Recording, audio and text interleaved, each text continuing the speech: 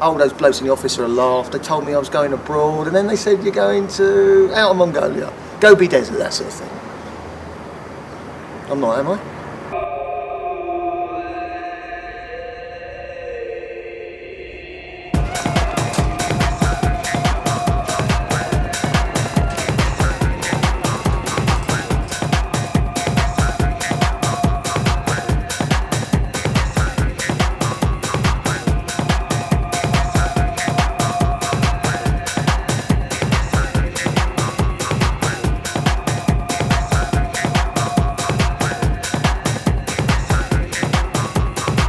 I can't believe it. They've sent me to out of flipping Mongolia. I'm standing in the Gobi Desert or somewhere with some of these nomadic kids, and I'm in the middle of nowhere. It's China down that way, Russia's up there. We've got communist, you shut up, communist North Korea over there. And what's that way? Uzbekistan or somewhere, isn't it? What the hell's going on?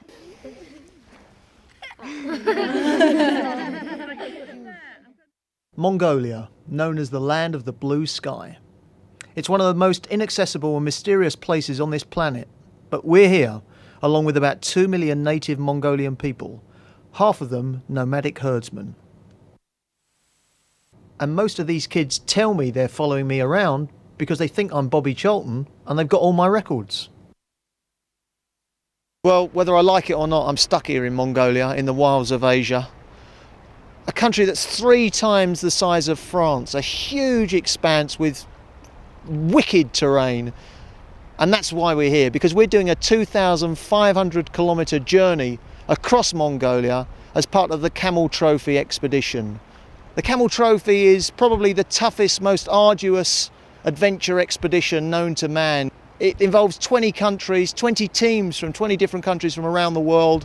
And over a period of 3 weeks, they'll make their way across mountains, forests, snow, water and ice. And we'll follow them as they kayak their way across Mongolia in waters like this.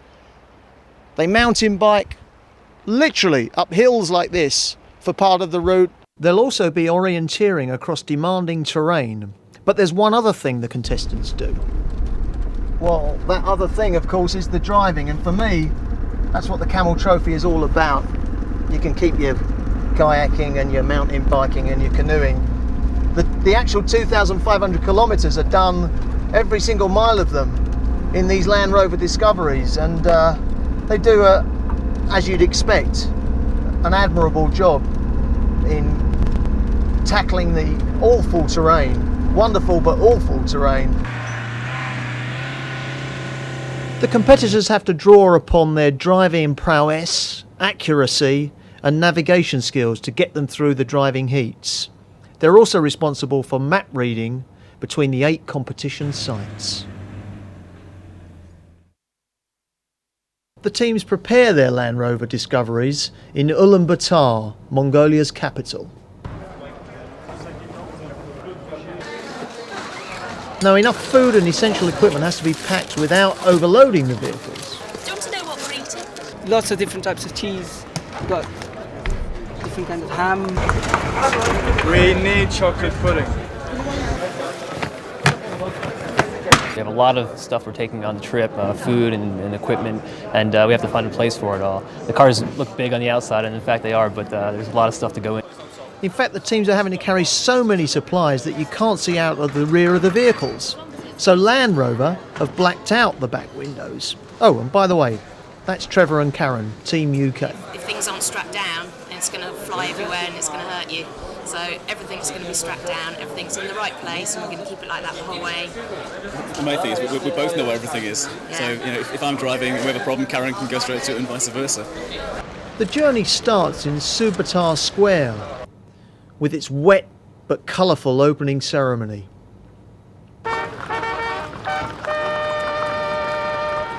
I hereby officially start Camel Trophy Mongolia 97.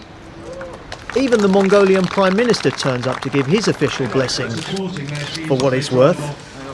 the start of Camel Chapter. And then he leads the convoy out of the square into the adventure of a lifetime for Johnny foreigners like us.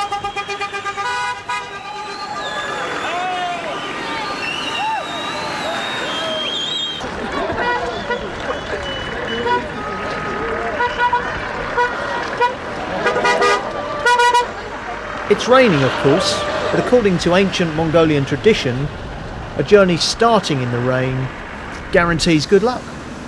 En route, we stop at Turtle Rock, which travellers pass to avoid bad omens. But now it's off to competition Site 1.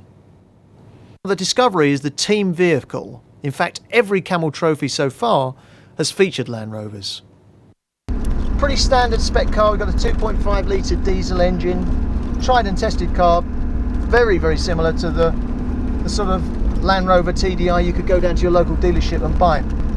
Big difference on this one, apart from one or two internal and potentially life-saving gadgets and gizmos. We've got, for example, a global positioning system which makes sure that we don't wander off into the wilds of Mongolia, never to be seen again.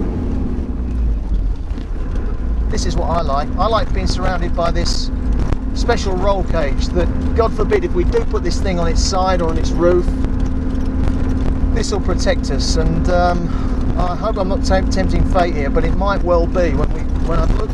I've been looking at some of the conditions we've got ahead, and it could well be the case that some of us are going to put these things on their roofs, and I'm just fingers crossed that it's not us. Now, the stunning mountains and forests make an ideal backdrop for the actual start of the competition.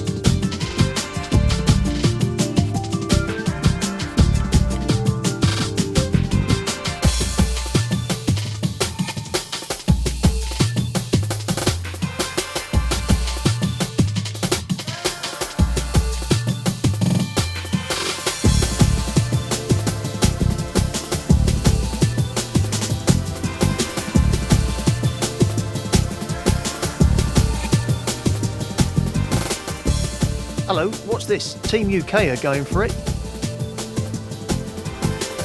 Go on, Trev, your country needs you.